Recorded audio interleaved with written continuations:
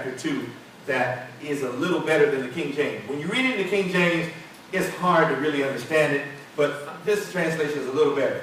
Here it is, Philippians chapter 2, verse 5. It says, let this attitude, or the attitude, the King James says, let this mind be in you that was also in Christ. This translation says, the attitude you should have is the one that Jesus Christ had. There it is. The attitude. So this is not just about studying Christ so we have just some theological or theoretical knowledge. It's about studying Christ so you can be like Christ.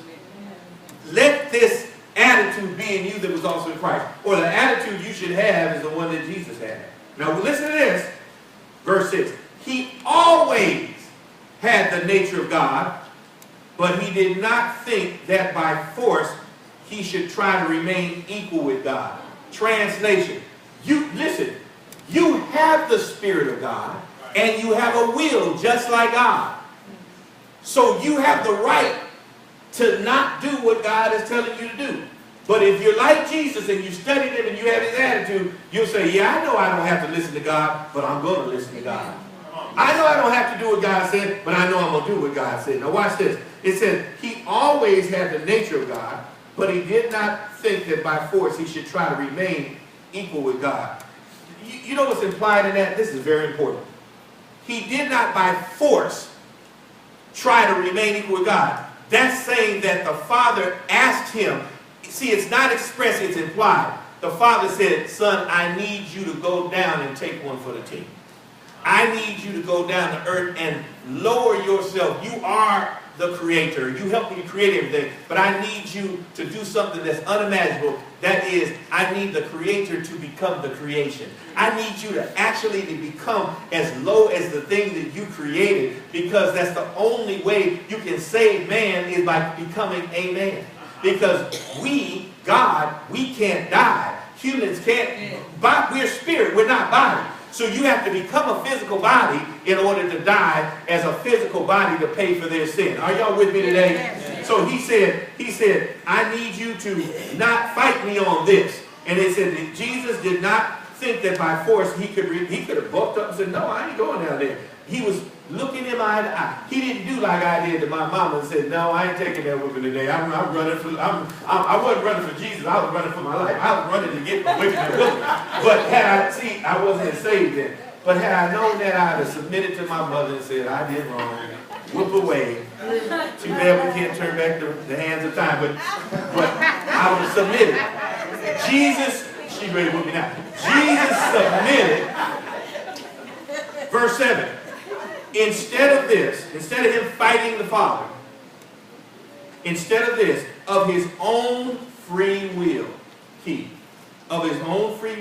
gave up his divine privileges. He didn't have to do that. He gave up his of his own free will, took on the nature of a servant. He was born as a human being and appeared in human form.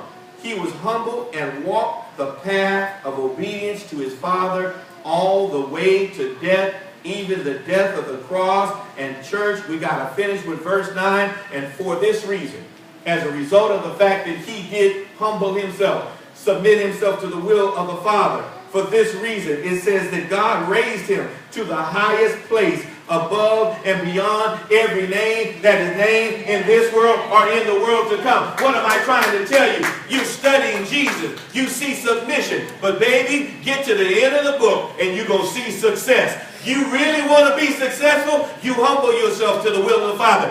Do it without full understanding. Do it without what it feels like. Do it without what it seems like. Just say, I will. Like Jesus said, this is what you tell God all day long what you want. But put a nevertheless at the end of the prayer. Nevertheless, not as I will. I trust you with my life. I know you know better. Listen, you better to me than I am to myself. I know you. Listen, you made me and formed me in my mother's womb. You already counted out my days before me. You know exactly what's best for me. You know what gifts I have. You know what strengths I have. You know what weaknesses I have. I trust you with my life. I want this.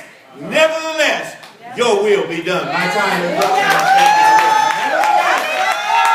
I love you. I trust you. Nevertheless. Let's see if I can say it. Let's study Jesus and let's do Jesus.